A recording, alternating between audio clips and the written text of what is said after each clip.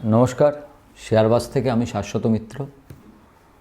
Market মোটামুটি একটা রেঞ্জের মধ্যে চলছে, আপনারা বুঝতেই পাচ্ছেন। সাইডওয়েজ মার্কেট, কিন্তু সাইডওয়েজ মার্কেট সাধারণত কোনো একটা দিকে ব্রেকআউট নেয় বা ব্রেকডাউন হবে, কিছু একটা হবে আর কি। বেশি দিন যেরকম ভোলাটিলিটি বেশি থাকতে পারে না, বেশি দিন সেরকম সাইডওয়েজ বেশি থাকতে পারে না।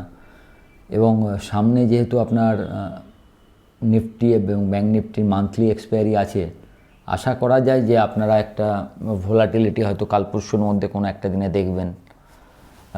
তবে যতক্ষণ না এইদিকে 22,250 আমরা হাই দেখেছি, হাইস্ট গেছে মার্কেট, তো 22,250-এর ওপর ওখানে যদি যায় সেক্ষেত্রে ব্রেকআউটের সম্ভাবনা থাকবে।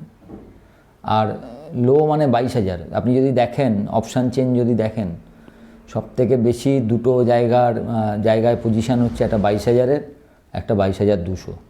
কল সাইডে 22,200-এ, পুট সাইডে সেলিং আছে 22,000-এ। তো 22,000 যদি ব্রেক করে সেখান থেকে হয়তো যেরকম পজিশান আছে সেখান থেকে হয়তো আরও 100-150 পয়েন্ট, 22,800-850, যেটা 21,800-850, যেটা রোজই আমি সাপোর্ট হিসাবে, সেকেন্ড সাপোর্ট হিসাবে দিই, ওই জায়গাটা থেকে যাবে। আর যদি ওই দিকটা 250 ব্রেক করে সেক্ষেত্রে সামনে খোলা আকাশ, কিছু নেই। কারণ আনচার্টেড টেরিটরি আপনাদের ভাষায়, যারা চার্ট দেখেন, ওই জায়গাটা এখনও কোনো কিছু রেজিস্ট্যান্স তৈরি হয়নি। তাই কোথায় গিয়ে থামবে, কি করবে সেটা জানা নেই।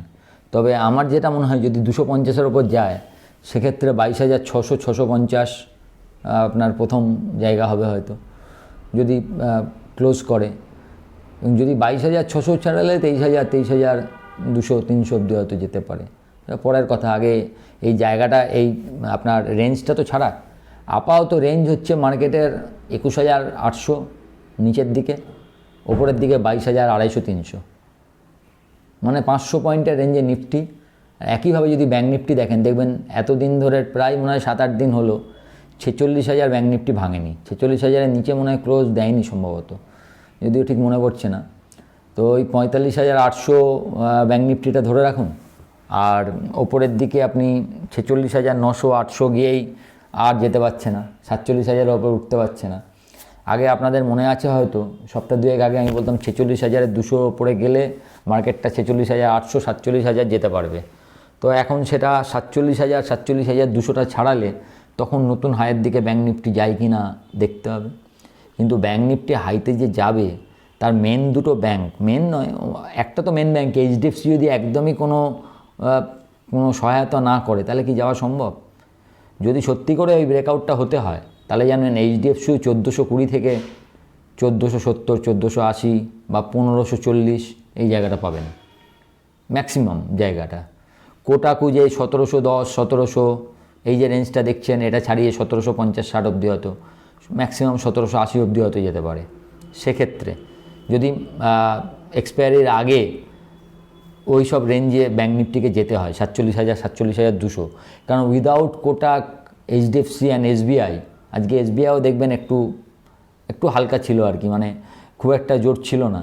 একই জায়গার মধ্যে একবার দেখবেন ক্যাশে যদি দেখেন, একবার 742 টাকা অবধি নেমে আবার 750-51 গেছে, মানে নিচের দিকে এলেই আবার অবশ্য বাইং এসে যাচ্ছে। এটাই একটা ভালো কথা, যে আমরা নিচের দিকে যদি আসি তখন আমরা বাইংটা পেয়ে যাচ্ছি। যদি দেখেন যে এফআইআইয়ের যে অ্যাক্টিভিটি, গত 2-3 দিনে এফআইআই কিন্তু বেচাটা অন্তত কমিয়েছে। কালকে মনে হয় খুব কম বেচা ছিল, 200-250 কোটি টাকার মনে হয় বেচা ছিল, ডিআইআর মনে হয় 5 কোটি টাকার বেচা ছিল। আপনারা যারা গ্রুপে আছেন তাদের আমি রোজই এফআইআই, ডিআইআই কী করেছে সেটা আপনাদের আপডেট করে দিই। কিন্তু যদি আপনি আবার দেখেন স্টক ফিউচারে কিন্তু কালকে এফআইআই 500-600 কোটি টাকার মনে হয় কিনেছিল, না 500 কোটি টাকার মনে হয় ইন্ডেক্স ফিউচার কিনেছিল, আর স্টক ফিউচার মানে 800-900 বা 1000 কোটি টাকার কিনেছিল। তার মানে সব মিলিয়ে এফআইআই প্লাসে ছিল কালকে। এফআইআই সেলিং টোটালে যদি দেখেন, ক্যাশ ফিউচার, ইন্ডেক্স ফিউচার এবং ক্যাশ মিলিয়ে এফআইআই টোটালে প্লাসে ছিল। তো সেই হিসাবে আমার মনে হয় যে আজকে ওই জন্য দেখেছেন যে মার্কেটটা প্রথম দিকে একটু পড়লো, পরের দিকে একটা রিকভারি দিল, সেখান থেকে আবার 50 পয়েন্ট নিচে এলো কি 60 পয়েন্ট নিচে এলো, সেখান থেকে আবার একটা ওপরের দিকে রিকভারি দিল। কিন্তু 200টা যেহেতু বললাম সবথেকে বড় পজিশান, 200টা পেরোতে পারলো না, 200-র নিচেই ক্লোজ দিল। 200-র ওপরে ক্লোজ দিলে একটু ভালো হতো। যা আমরা যা চাইবো সব যে হবে তা তো নয়। তো 200-র ওপরেই কালকে যদি চলে, 250-এর ওপরে আজকে যেরকম দেখালো, তাতে কালকে একটু ভালো থাকলেও থাকতে পারে, যদি রাত্রে বড় কোনো কিছু না হয় এবং সবগুলো মার্কেট একটু ভালো থাকে, তাহলে হয়তো কালকে আমরা একটা পজিটিভ ট্রেন্ডে শুরু করতে পারি। তারপরে কি হবে সেটা পরের কথা। তো এই মুহূর্তে ট্রেড এই দুদিনে খুব এদিক ওদিক হবে। এই দুদিনের জন্য ফিউচার যেগুলো ফিউচারের শেয়ার, সেগুলো নিয়ে ট্রেড না করাই ভালো। কারণ অঘটনও ঘটতে পারে, কোনোটা হয়তো বেশি পড়ে গেল, কোনোটা কোনো কারণে বাড়লো, পজিশনের ওপর হয়, বুঝলেন তো। এই দুদিনের ওপর জিনিসটাকে এখানে কোনো যে খুব একটা ফান্ডামেন্টাল কোনো কারণ আছে এইসব সাধারণত থাকে না। মোস্ট অফ দ্য টাইম আপনার পজিশন কীরকম আছে, কাকে কাটতে হবে, আর যারা এইসব জায়গায় কাজ করে তারা অত্যন্ত চালাক লোক, যাকে বলে আর কি খুব ক্লেভার পারসন। তো তারা জানে যে কে কোথায় মরতে পারে, সেই জন্য তখন ইচ্ছা করে অনেক সময় দেখবেন বায়ার সরে যায়, অনেক সময় সেলার সরে যায়। এইসব নানান রকম ঘটনা মার্কেটে হতে থাকে। সে আপনিও অনেক দিন ধরে মার্কেটকে ক্লোজ লুকে থাকলে আপনিও বুঝতে পারবেন যে এই লাস্টের দিকের ঘটনাগুলো অনেক সময় আমাদের হাতের বাইরে থাকে। কিছু শেয়ার ভালো জায়গায় আছে, কিন্তু সেগুলো ফিউচারের, সেগুলো এখন নিয়ে আলোচনা করে লাভ নেই। কারণ আগে এই দুটো দিনকে আপনি সাবধানে কেটে যেতে দিন, যা হবে যেখানে যাবে, তারপরে দেখা যাবে মার্চ মাস কীরকম থাকে। সব জায়গায় যা খবর আসছে তাতে মোটামুটি মার্চের 13 তারিখের পর বলছে ভোট ঘোষণা হবে। তো মার্চের 13 তারিখের পর যদি ভোট ঘোষণা হয়, মানে যা আপনার যদি কিছু নতুন প্রজেক্ট করার থাকে বা যা কিছু ঘোষণা, তা সব মার্চের 13 তারিখের মধ্যে হয়ে যাবে। তা যদি কোনো শেয়ারের কোনো সেক্টরের যদি ভালো খবরও থাকে, তা যা পাবেন 10-12 তারিখের মধ্যে। ব্যক্তিগতভাবে আমি এটা আপনাদের অনেক আগেও বলেছিলাম এবং এখনও বলছি, আমার আইডিয়া যে 13 তারিখের আগে মার্কেটটা মোটামুটি একটা জায়গায় দেবে, এবং 13 তারিখের পর থেকে আপ টু রেজাল্ট অবধি বিভিন্ন খবরের ওপর হয়তো মাঝে মাঝে রিয়াক্ট করলেও মার্কেট মেনলি হয়তো সাইডওয়েজ থাকবে। কারণ তখন তো আর বিভিন্ন খবর ছাড়া আপনার নতুন প্রজেক্ট হবে না, নতুন কোনো ঘোষণা থাকতে পারবে না। যদি না বাইরের কোনো কিছু হয়, হঠাৎ করে কোনো চেঞ্জ হয়, কোনো ভালো বা খারাপ যাই হোক, তার জন্য মার্কেট রিয়াক্ট করবে।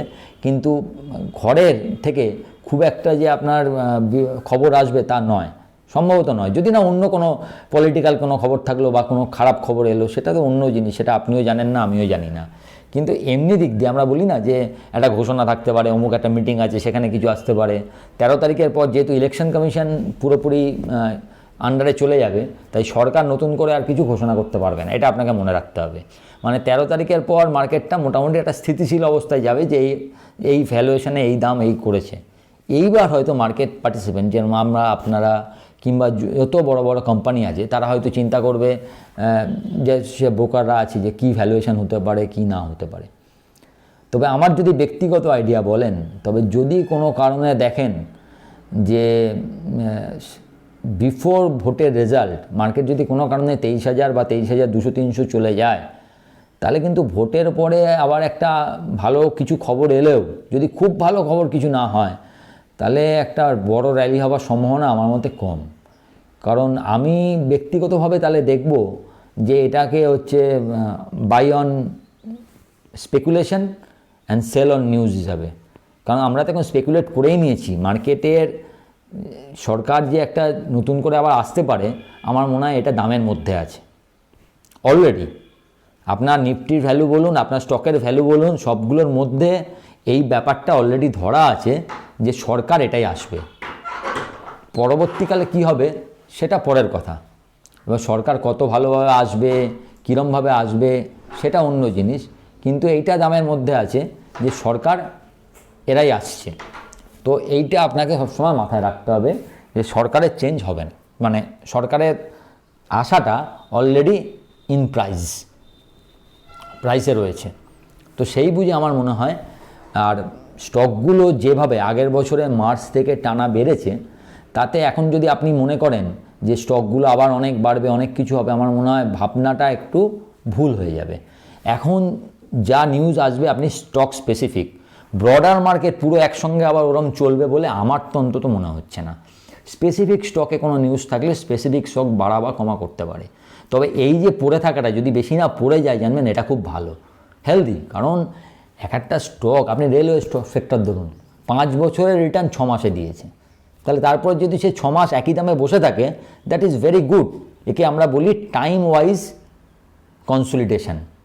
টাইম ওয়াইজ একটা সময় ধরে একটা টানা বেড়ে গেলে আমরা যদি খুব জোরে দৌড়াই তারপর একটু রেস্ট নিই না, এটা যেন সেই রেস্টটা। যদি এটা একটা দামের মধ্যে থেকে খুব বেশি না করে, this is good for the market, সমস্ত স্টকের ক্ষেত্রেই। তাই জন্য এখন নতুন দামে খুব উঁচু দামে কোনো স্টক কেনা থেকে আমার মনে হয়, ব্যক্তিগতভাবে আমি মনে করি বিরত থাকা উচিত। তা আমি যে ঠিক মনে করছি এরকম কথা নয়, আমার যেটা ভাবছি সেটা আপনাদের জানালাম। নতুন করে স্টক কিনবো না, কিন্তু কোনো স্টক বেচবও না। স্পেসিফিক কোনো খবর না থাকলে কোনো স্টক বেচারও আমি পক্ষপাতী নই, কারণ যেহেতু আমার নেক্সট 2-3 বছরে যদি যেটা আমরা ভাবছি যেটা প্রাইসের মধ্যে আছে সেটা যদি হয়, তাহলে 2-3 বছর এই স্টকগুলোর জন্য আরও অনেক বড় রাস্তা আছে। সেই জন্য নতুন করে মানে যা আমার কেনা আছে তা আমি বেচতে বলবো না, কিন্তু নতুন করে আমি কিছু কিনতে বলবো একটু দাঁড়িয়ে যান, 1 নম্বর। আর মোটামুটি এইটাই হচ্ছে মার্কেটের সিনপসিস। এটা দেখে আপনারা চিন্তা করে করবেন। নতুন কোনো অ্যাডভেঞ্চারাস কোনো কাজ এখানে করবেন না। অ্যাডভেঞ্চারাস কাজ করার টাইম মনে হয় এটা নয়, মানে সেই অনুসারে আপনাকে রিটার্ন দেবেন। আমরা অ্যাডভেঞ্চার কখন করি? আমি 1 টাকা লাগালাম 10 টাকা পেতে পারি, কিংবা আমার 1 টাকা যেতে পারে। আমার মনে হয় সেই মার্কেটটা এখন নেই। এখন একটা হিসাবে আপনাকে করতে হবে। 1 টাকা লাগিয়ে 10 টাকা পাবো, এই ভোলাটিলিটিটা হয়তো কাল পরশু ফর দ্যাট 2-3 দিনের জন্য আসতে পারে, সেটা শেষ বলে আপনার মান্থলি এক্সপায়ারি হচ্ছে বলে এমনিতে মার্কেটে নেই। যাই হোক, আপনাদের সঙ্গে আপনারা অনেকেই বলছিলেন, সেই হিসাবে আজকে একটা কথা বলি। আমি হয়তো অপশানে, হয়তো নয়, আমি অপশানে 9 তারিখ মানে এই শনিবারের পরের শনিবার থেকে একটা অপশানের ওপর ক্লাস শুরু করব। যারা অলরেডি জানেন মার্কেট সম্বন্ধে আইডিয়া আছে এবং অপশান নিয়ে জাস্ট, কিন্তু ওই প্রথাগতভাবে কি আছে বিভিন্ন টার্ম ফার্ম দিয়ে নয়, আপনাদের বোঝাবো যে অপশানটা কীভাবে কাজ করা উচিত। কম সময়ের ক্লাস হবে, 16 ঘন্টার ক্লাস, মানে হচ্ছে ধরুন যদি 1 ঘন্টা করে প্রতিদিন করি 16টা ক্লাস লাগবে, যদি 2 ঘন্টা করে করি 8টা ক্লাস লাগবে। যদি কেউ এখানে ইন্টারেস্টেড হন, তাহলে 7 তারিখের মধ্যে আপনাদের নাম নথিভুক্ত করবেন। একটা নাম্বার দেয়া থাকবে, এই স্ক্রিনে আপনারা পেয়ে যাবেন। যে ছেলেটি আগেরবারও আপনারা যারা গেছেন তারা করেছেন, রূপান শেঠ, ওর সঙ্গে আপনি যোগাযোগ করে নেবেন। ওর ফোন নাম্বারটা এখানে দেয়া থাকবে। ওকে আপনারা হোয়াটসঅ্যাপ কলিংয়ের মাধ্যমে বা এমনি কল করে আপনারা জেনে নিতে পারেন, ও আপনাদের সব জানিয়ে দেবে। ওটা শুরু করবার ইচ্ছা আছে 9 তারিখ থেকে, প্রতি শনি রোববার 8টা থেকে 10টা বা 8টা থেকে 9টা, সেটা এখনও ঠিক করিনি। 2 ঘন্টা করে 4 দিনে শেষ করে দেবো, তাহলে হচ্ছে মানে 8 দিনে শেষ করব, না 1 ঘন্টা করে 16 দিন লাগাবো, সেটা এখন আমি ঠিক করিনি। আমার সময়ের ওপর নির্ভর করবে, সেটা 5-6 তারিখের মধ্যে আপনাদের জানিয়ে দেবো। মোট কথা 16 ঘন্টার একটা ক্লাস হবে। যারা অলরেডি অপশানে কাজ করেন শুধুমাত্র তাদের জন্যই, কারণ নতুন করে অপশান কী কেন বোঝাতে গেলে এত কম টাইমে হবে না।